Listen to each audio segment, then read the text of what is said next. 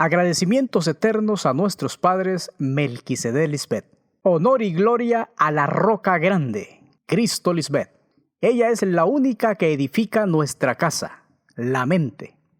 Gracias a la sabiduría y a la disciplina de Dios, Cristo Lisbeth, hoy podemos leer claramente en Salmo 127:1.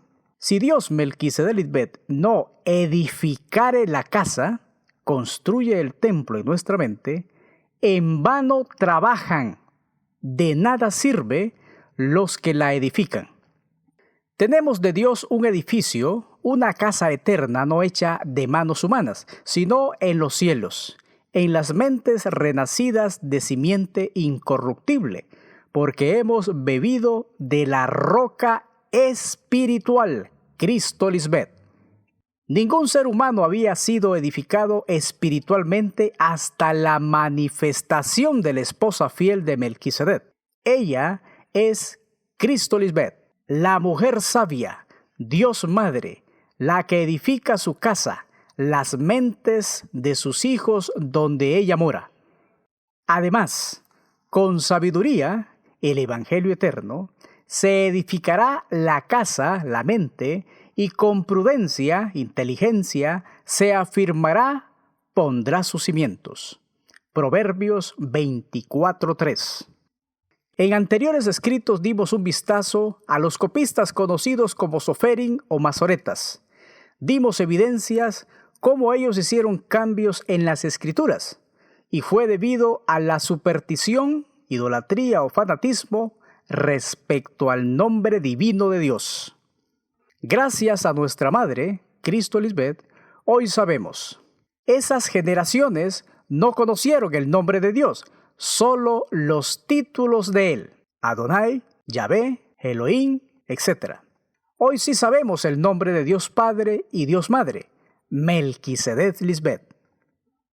Los copistas trataron de evitar los antropoformismos. Según la sabiduría terrenal es conjunto de creencias donde se atribuyen características humanas a seres no humanos. Dicho más claramente, querían evitar atributos humanos en Dios. La palabra antropoformismo se deriva del griego antropos, que significa ser humano, y morfe, forma. Entonces, es la atribución de cualidades o formas humanas a lo que no es humano. Si aplicamos este concepto a la historia de la religión, se refiere a la representación de Dios en una imagen con forma humana corporal y a las emociones, por ejemplo, los celos, la ira, el amor. Hay un detalle interesante del por qué la religión no deseaba darle atributos humanos a Dios, sino místicos. Y es porque en la mitología se refiere a sus dioses de forma antropomórfica. Es ahí donde el pensamiento religioso sostiene que no es apropiado considerar al Dios omnipotente y omnipresente como un ser humano. Según su raciocinio humano, para hablar de Dios se debe emplear un lenguaje metafórico, figurativo, simbólico. Ahora entendemos el por qué escondieron la humanidad del Cristo en el siglo I y le dieron atributos místicos, iniciando así el manoseo bíblico. Veamos estos ejemplos para desnudar ese engaño milenario. Comencemos con el nacimiento de Juan. El anuncio del nacimiento de Juan el Bautista se presentó de una manera mística. Para eso distorsionaron el concepto de ángel, dándole cualidades no humanas. Para eso leamos Lucas 1:11. Y se le apareció un ángel del Señor, puesto en pie a la derecha del altar del incienso. Verso 13. Pero el ángel le dijo: Zacarías, no temas, porque tu oración ha sido oída, y tu mujer Elizabeth te dará a luz un hijo, y llamarás su nombre Juan. Esto es una figura como lo es la historia de Isaac y Rebeca. Él también oró por su esposa que era estéril. Génesis 25:21. Y oró Isaac a Jehová Melquisedec Lisbeth por su mujer, que era estéril, y lo aceptó Jehová Melquisedec Lisbeth, y concibió Rebeca su mujer. Ya sabemos, Rebeca tuvo a esos dos mellizos que son figura de la profecía sobre el Cristo que vendría a reconciliar a esas dos naciones que venían divididas desde el vientre. El sentido figurado es la mente espiritual y no un vientre físico, ya que los hijos de Dios nacen por voluntad de Dios y no de los hombres. Versos 18 y 19. Dijo Zacarías al ángel: ¿En qué conoceré esto? Porque yo soy viejo y mi mujer de edad avanzada. Respondiendo el ángel le dijo: Yo soy Gabriel, que estoy delante de Dios y he sido enviado a hablarte y darte estas buenas nuevas. La frase yo soy Gabriel, que estoy delante de Dios y he sido enviado a hablarte. Basado en el Evangelio eterno, hoy sabemos: quien está delante de Dios permanentemente es Dios Madre, el Arcángel Miguel. Por eso leímos que ese ángel del Señor está en pie a la derecha del altar del incienso. Está a la diestra del Padre y con todo su poder se ha levantado hoy para juzgar a la tierra y traernos salvación. Ella es su constante fuente de alegría. Se lee: ahí estaba yo fielmente a su lado. Yo era su constante fuente de alegría y jugueteaba en su presencia a todas horas. Proverbios 8:30 y 31. La frase yo soy Gabriel, que estoy delante de Dios. Aquí aparece el ángel Gabriel anunciando el nacimiento de Juan, figura de Dios Padre. Pero podemos mencionar lo siguiente.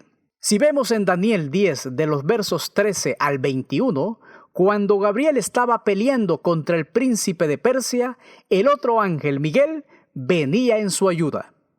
Bíblicamente, ambos ángeles representan a nuestros padres Melquisedec y Lisbeth. Siempre están juntos. Gabriel es figura de Dios Padre y Miguel de Dios Madre. Entonces, el que presentó a Juan el Bautista, figura del Padre, fue el ángel Miguel, Dios Madre. Escrito está: a Dios Padre le ayudaba su brazo, Dios Madre Miguel. Se narra: le salvó el brazo de su gloria, hoy figura de su Cristo. El amor de Dios Padre está en ella, su esposa, hoy Cristo Lisbeth. Veamos esta profecía con más detenimiento. Melquisedec Lisbeth desnudó su santo brazo, Cristo Lisbeth, ante los ojos de todas las naciones de su pueblo, y todos los confines de la tierra verán la salvación del Dios nuestro. Nos salvan de la mente carnal. Dios Melquisedec desnudó su santo brazo, o sea, a su esposa amada. En otras palabras, la desnudó, sacó a luz a su esposa fiel en medio de su pueblo y la presentó como el Cristo en su condición femenina, porque antes creíamos que era un hombre. Ella es el brazo derecho de Dios, su máximo poder. En conclusión, si Dios Padre, representado en la figura del ángel Gabriel, anunció a José María el nacimiento de su Cristo, María Magdalena, igual Dios Madre, representado en la figura del ángel Miguel, pudo anunciar a Zacarías Elizabeth el nacimiento de Juan, figura de Dios Padre.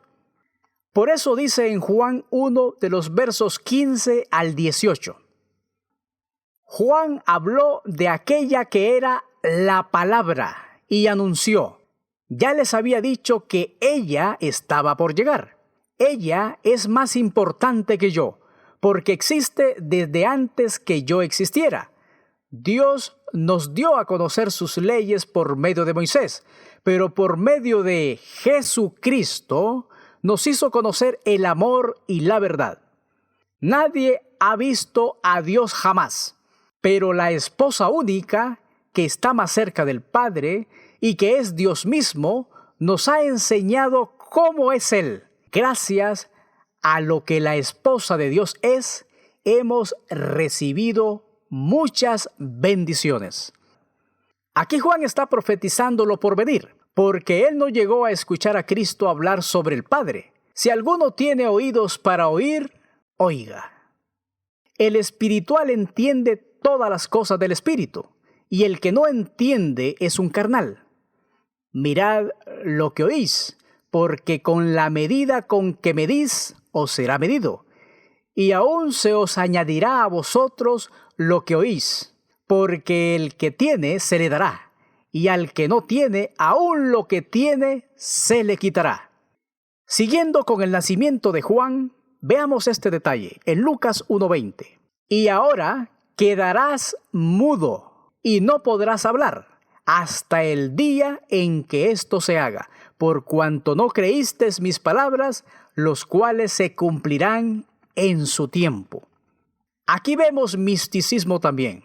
Según este texto, se presentó un ser no humano a conversar con Zacarías, padre de Juan, y Zacarías, quedó mudo. No creyó al anuncio del ángel Miguel por su avanzada edad. Mucho menos creyó que de su linaje saldría el más grande profeta, Juan el Bautista. Es que para él fue locura y no para salvación. Esa es la misma condición de las vírgenes insensatas. Nadie sabía cuál fue la misión del edificador hasta que Cristo Lisbeth nos demostró quién era ella y nos explicó lo que él realmente vino a hacer. Zacarías estaba siendo partícipe de la profecía de Malaquías, donde se proclamó el envío del mensajero. En este caso era su propio hijo, engendrado con su esposa Elizabeth. Leamos. He aquí, yo envío mi mensajero, Juan el Bautista, el cual preparará el camino delante de mí, y vendrá súbitamente, pronto, a su templo el Señor a quien vosotros buscáis, y el ángel del pacto, el Cristo, a quien decíais vosotros, he aquí viene, ha dicho Melquisedec Lisbeth de los ejércitos. Malaquías 3:1. En el caso del nacimiento de Cristo, lo pusieron aún más sobrenatural. Por lo menos con Juan, sus padres, Zacarías y Elizabeth, los ponen como pareja. No así en el caso de José y María. Sabiendo el orden correcto de la historia, leamos. Lucas 1:26 y 27. 25 años después, el ángel Gabriel, Juan el Bautista, fue enviado por Dios a una ciudad de Galilea llamada Nazaret, a una virgen sensata, desposada, casada, con un varón que se llamaba José, de la casa de David, y el nombre de la virgen sensata era María. Como se ha dicho antes, en el caso de María, la madre del Cristo histórico, el término virgen no es una condición sexual previa al matrimonio, sino una posición espiritual por haberse mantenido virgen en la mente y firme a la ley. Aunque la teología ha malinterpretado y manoseado el término virgen en sus dos vocablos, betulá, aplicado a la mujer que no ha conocido varón, y el de alma, aplicado a una mujer soltera en edad de casarse. Hoy la reina del universo, la roca eterna Cristo Lisbeth, ha puesto punto final a este concepto describiéndolo no como una condición sexual humana de la mujer, sino a una posición espiritual de sensatez respecto a no dejarse engañar de los deseos engañosos de la mente carnal. O sea, María fue una virgen sensata, no una virgen insensata, que aplicado hoy en la dispensación de Cristo Lisbeth, son todos aquellos que están alejados de ella. Sencillamente es una figura. Lucas 1:28. Y entrando el ángel, Juan el Bautista, en donde ella estaba, dijo: Salve muy favorecida, el Señor es contigo, bendita tú entre las mujeres. Ese supuesto ángel místico no humano que le anunció a María su embarazo fue Juan el Bautista, el profeta. Pero los escribas con su pluma mentirosa lo escondieron detrás de un ángel místico, porque los hombres malos y perversos no deseaban presentar al Mesías nacido como un humano normal. Era denigrante para ellos que tuviera características humanas normales. Por eso le adjudicaron características sobrenaturales. El hombre animal diabólico, con su mente carnal activada, utilizó todas las maneras posibles para dejar inmortalizado el misticismo y así venderle la idea al mundo de un Dios sobrenatural nacido en Palestina.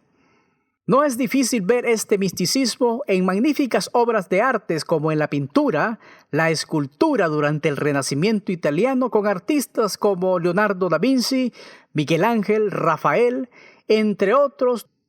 Solo como ejemplo, el Papa Julio II le encargó a Miguel Ángel pintar en el techo de la bóveda de la Capilla Sixtina 9 escenas del libro de Génesis, entre ellas la creación de Adán con figuras mitológicas, y las plasmó místicamente, tomando como base la interpretación literal y adulterada de la historia desde la óptica de los papas católicos, adjudicándose así todos los créditos de interpretación bíblica, claro, bajo sus propios intereses.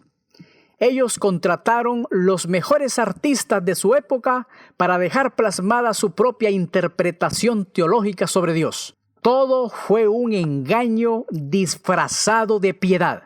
¿Y qué decir de Leonardo da Vinci con su famosísimo fresco La Última Cena? Recordemos que en aquellos tiempos no había tanta tecnología. Toda la idea adulterada y falsificada de Dios salió desde Roma.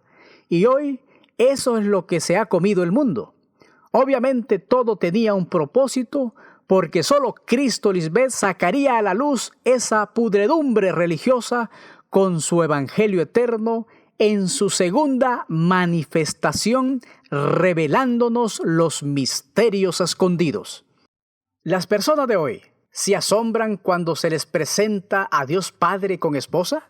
Claro, porque Roma siempre escondió esa verdad y nos vendió la idea de que Dios fue siempre soltero, sin esposa, pero con un hijo que no sabemos de dónde salió ni quién es su madre.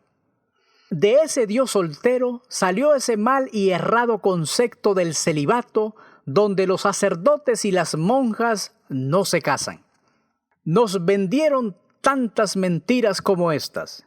Fue un ángel quien le habló a María para anunciarle el nacimiento de su hijo, y éste sería concebido por gracia y por obra del Espíritu Santo. Igualmente, una estrella guió a los magos para identificar al Mesías.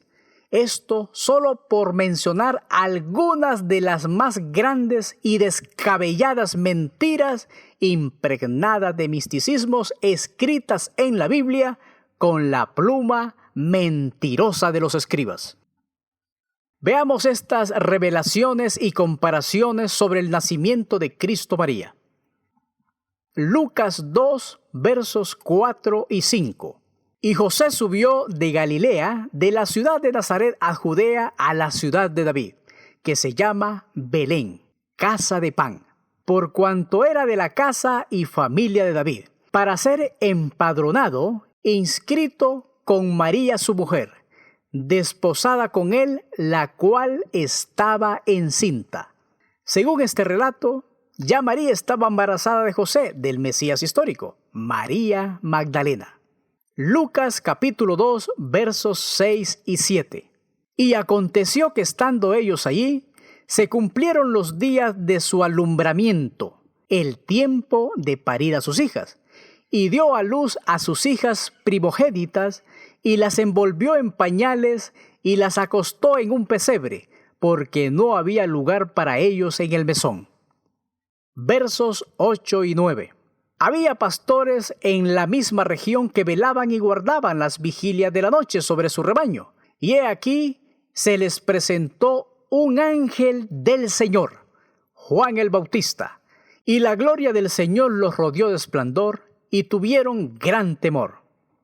Ese ángel, ese profeta fue Juan el Bautista, mostrándole esa pasada gloria en el régimen viejo de la letra, donde no se vivía conforme al Espíritu. Aquí Juan visitó a esos pastores de ovejas y les anunció el evento del nacimiento del Mesías, porque era su trabajo, anunciar su llegada profética. La frase, y la gloria del Señor los rodeó de esplendor y tuvieron gran temor. Como sabemos, Juan el Bautista no nació paralelamente al Cristo palestino. Él ya tenía 25 años de edad cuando ella nació y tenía 27 años cuando empezó a profetizar su venida. Por lo tanto, al presentar Juan al Cristo como una mujer y como la melliza menor, esos pastores se espantaron. Tuvieron temor de esa profecía porque los judíos esperaban a su libertador masculino. Igual como sucede ahora con nuestra madre Cristo Lisbeth. Ella envía a sus profetas a las personas y éstas se espantan porque ellas siempre han oído y visto las pinturas y las películas de Hollywood, igual en las mismas escrituras donde siempre se les ha enseñado que el Cristo histórico es un hombre, jamás una mujer. Versos 10 y 11. Pero el ángel, Juan el Bautista, les dijo: no temáis, porque he aquí os doy nuevas de gran gozo, que será para todo el pueblo, escogido por Dios, que os ha nacido hoy en la ciudad de David una Salvadora, María, que es Cristo el Señor. Claro está, Juan, como el profeta de Dios en ese tiempo, dio el anuncio oficial del nacimiento natural de ese Cristo, María Magdalena. Ahora seguiremos quitando ese misticismo en los siguientes versos. Versos 12 al 14.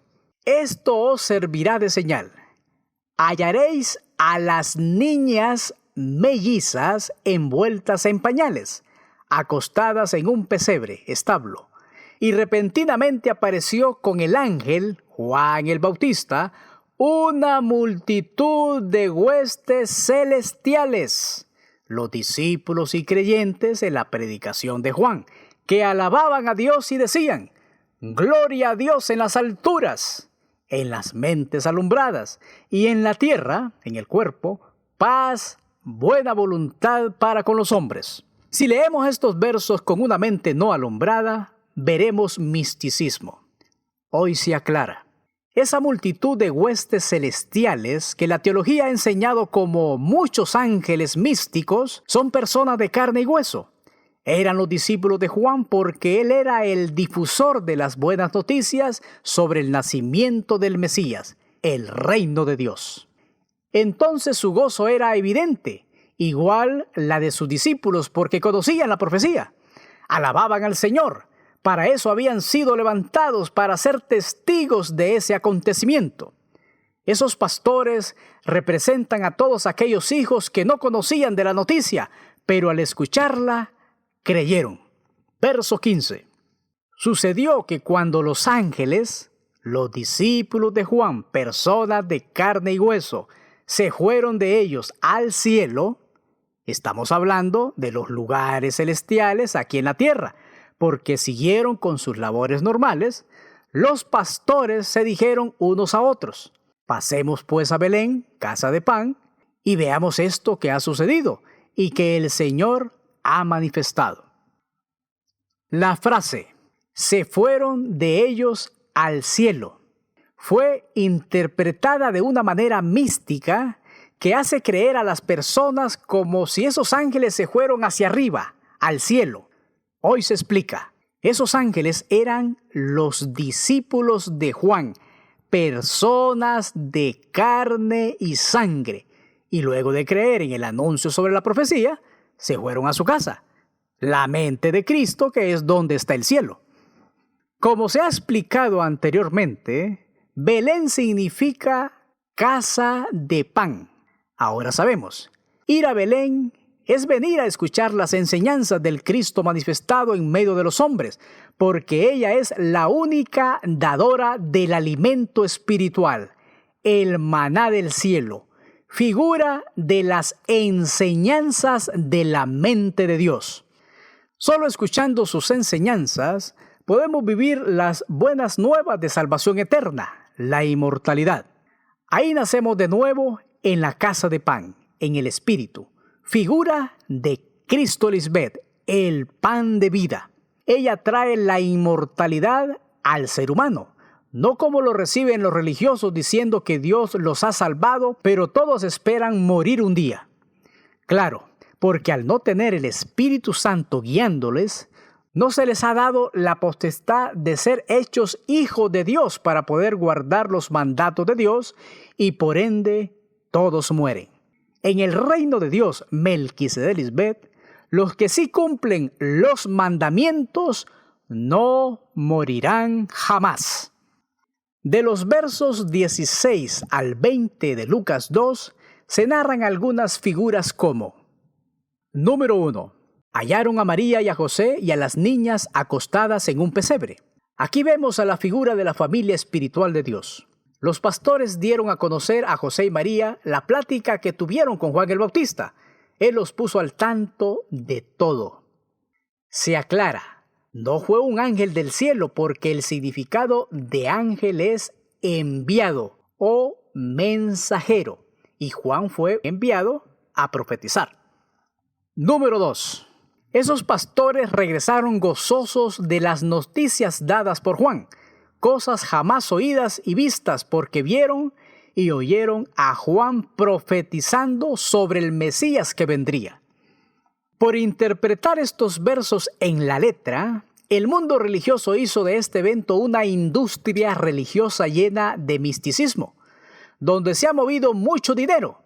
Se cumple la profecía: harán mercadería de vosotros. Esa es la falsa celebración llamada la Navidad, la Natividad o las fiestas navideñas, donde celebran místicamente el nacimiento del Jesús masculino, conocido hoy por toda la humanidad. Otra de las historias mal contadas es la visita de los Reyes Magos o los sabios. Leamos Mateo 2, de los versículos 1 al 12. Cuando Jesús, María Magdalena, nació en Belén de Judea en los días del rey Herodes el Grande, vinieron del oriente a Jerusalén unos magos diciendo: ¿Dónde está la reina de los judíos que ha nacido? Porque su estrella hemos visto en el oriente, en la era donde se proclamaba sobre ese Cristo que vendría, y venimos a adorarle. Como se ha dicho antes, una estrella es una figura de una persona. Veamos estos ejemplos. Génesis 22:17. Que te bendeciré mucho, haré de tu descendencia hoy sea tan numerosa como las estrellas del cielo y como la arena que hay en la orilla del mar. Además, ellos siempre vencerán a sus enemigos. Aquí no está hablando de las estrellas del cielo, un astro. Primero, porque las estrellas no tienen descendencia, sino las personas. Segundo, las estrellas no vencen a sus enemigos, sino las personas también. Si entendemos las figuras, comprenderemos bien lo que Dios Melquisedec Lisbeth le está profetizando a Abraham Sara. Esas estrellas son los hijos de la fe, las primicias. La frase, multiplicaré tu descendencia espiritual como las estrellas. Aquí vemos el adverbio comparativo como, que denota una equivalencia, semejanza, comparación o igualdad, dos cosas iguales. Entonces, interpretando la figura de ese verso, esa igualdad, esa comparación de esas dos cosas es que las estrellas son iguales o se asemejan a las personas. Así de sencillo. Conclusión.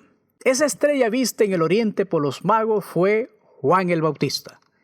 En Apocalipsis 12:4 se narra: y su cola arrastraba la tercera parte de las estrellas del cielo.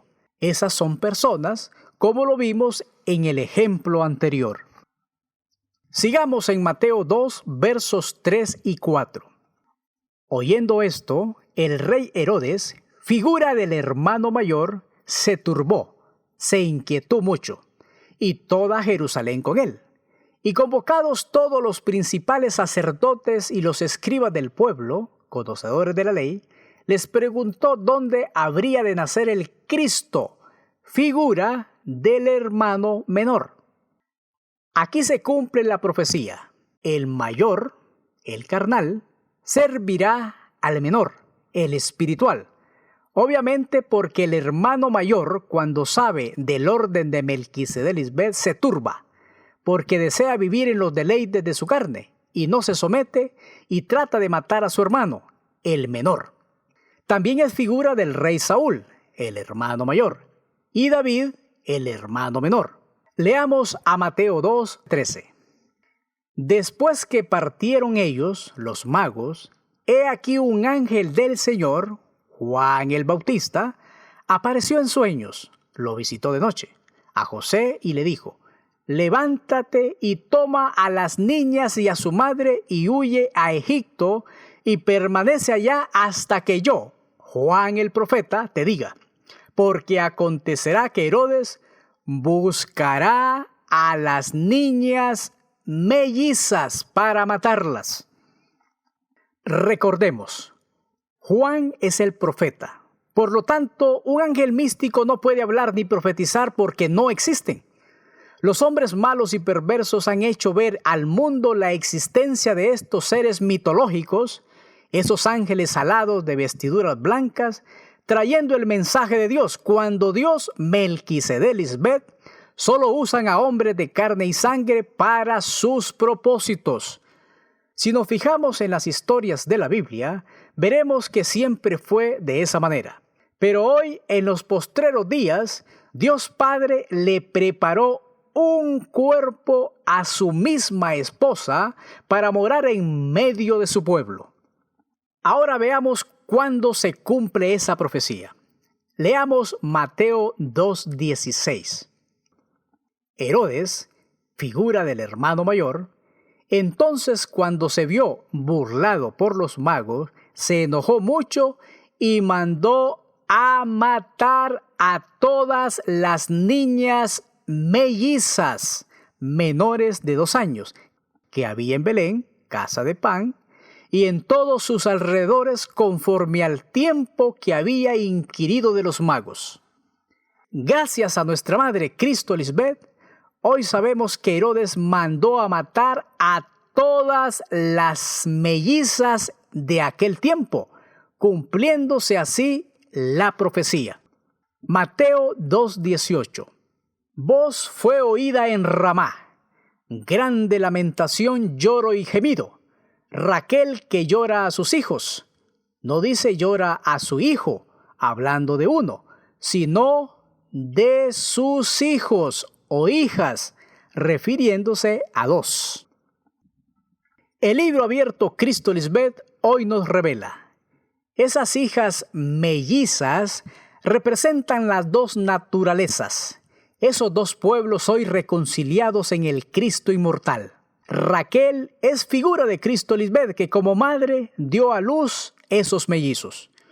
Todos nosotros los creyentes venimos como mellizos, o sea, con las 2 naturalezas o naciones, el hermano mayor, la carne, opositor, y el hermano menor, el consolador, el espiritual.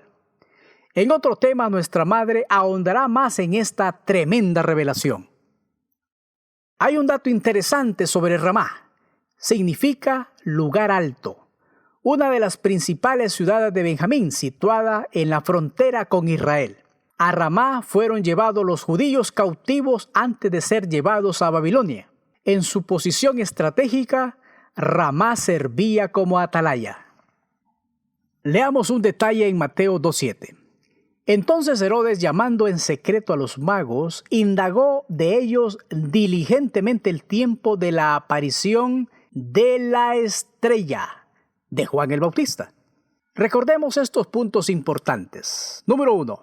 Quien anunciaba el reino de ese Mesías como una mujer era Juan el Bautista, porque era el profeta levantado por Dios Melquisedec, él le prepararía el camino al Señor, a Cristo María. Número 2. Juan era quien predicaba abiertamente esa primera venida con bombos y platillos, porque era un suceso sin precedentes en la historia de Israel. Juan no se callaba pregonando con insistencia ese acontecimiento. ¿Por qué Herodes llamó en secreto a los sabios? Recordemos, Herodes le temía al pueblo hebreo, máxime porque sabía que tenía a Juan por profeta. La frase «tenían a Juan por profeta» es porque él pronosticaba o divulgaba algo. ¿Qué era? El nacimiento del Mesías, la reina de Israel. Era la reina espiritual del pueblo de Dios en su era. Y como el hombre natural no entiende las cosas del Espíritu de Dios, Herodes el Grande vio a Cristo Jesús como su enemiga, siendo una niña, pero aún así él sabía que tendría que someterse a ella por causa de la profecía. Y su hijo, Herodes Antipas, el tetrarca, la eliminó físicamente, siendo ya una adulta. Obviamente, al escuchar las profecías de Juan, Herodes el Grande se conmovió, se turbó, igual toda Jerusalén. No entendieron ese nacimiento de Dios Madre en medio de ellos. ¿Por qué se turbó Herodes el Grande? Porque sabía que esa reina venía para quitarle su reinado. Hoy sabemos que Herodes es figura del hermano mayor, la carne, y el Cristo, el hermano menor. Por lo tanto, se cumple lo mismo en la era del Cristo inmortal. Cuando apareció el orden de Melquisedec, fue para quitar el desorden de la mente carnal herodiana, figura de Egipto, de los deleites temporales de la carne, del diablo o Adán. Cuando la carne escucha el orden del espíritu, desea matar al hermano menor, el espiritual, porque no se somete a Dios ni tampoco puede, pero él cree que puede y que no necesita de la ayuda idónea que Dios le ha enviado. Aún sabiendo que Dios dice, no es bueno que el hombre esté solo, le haré ayuda idónea para él. Génesis 2:18. Otra de las figuras cumplidas en los dos Cristos es la narrada en Mateo 2:16. Herodes entonces, cuando se vio burlado por los magos, se enojó mucho y mandó a matar a todas las niñas mellizas menores de 2 años que había en Belén. ¿Por qué los magos no regresaron a Herodes para darle el aviso del lugar donde habían nacido las niñas? Sencillo, Juan les avisó de las maquinaciones de Herodes, figura de la mente carnal. Leamos Mateo 2:12. Pero siendo avisados por revelación en sueños, Juan platicó con ellos de noche, que no volviesen a Herodes. Es sencillamente que Juan los puso al tanto de las intenciones de Herodes, asesinar a las niñas. Por eso los mandó por otro camino. Como ya sabemos, todo lo relacionado con el primer Cristo fue borrado y falseado. Ocultaron fechas, edades, el sexo, el nombre, todo. Y esto había sido profetizado. Jeremías 11:19.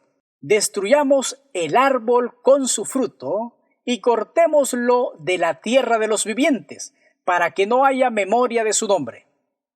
Número 1. Mataron al Cristo femenino. Destruyamos el árbol. Número 2. Mataron a sus hijas en el vientre, las mellizas. Ese fruto que destruyeron es figura de su embarazo. Número 3. Cambiaron su nombre, edad, sexo, su historia, etc. O sea, borraron la memoria de su nombre. Veamos el concepto de memoria. Recuerdo, reputación que deja una persona al morir. Eso borraron los escribas, su memoria. En otro escrito, nuestra Madre Cristo Lisbeth nos dará más evidencias de otras revelaciones y comparaciones sucedidas entre los dos Cristos. Ya el pueblo de Dios conoce la verdadera historia de los dos Cristos, validando así los verdaderos sucesos tal y como ocurrieron, sin quitarle ni ponerle nada. Amada Madre y Dios, la roca Cristo Lisbeth, gracias a tu segunda manifestación en medio de tu pueblo, hoy sabemos, nunca más te llamarán abandonada, ni tu tierra se dirá más desolada, destruida, sino que serás llamada Hexibá, mi predilecta, mi deleite está en ella, y tu tierra Beula, esposa mía, porque el amor de Melquisedec estará en ti y tu tierra será desposada. Amén. Aleluya.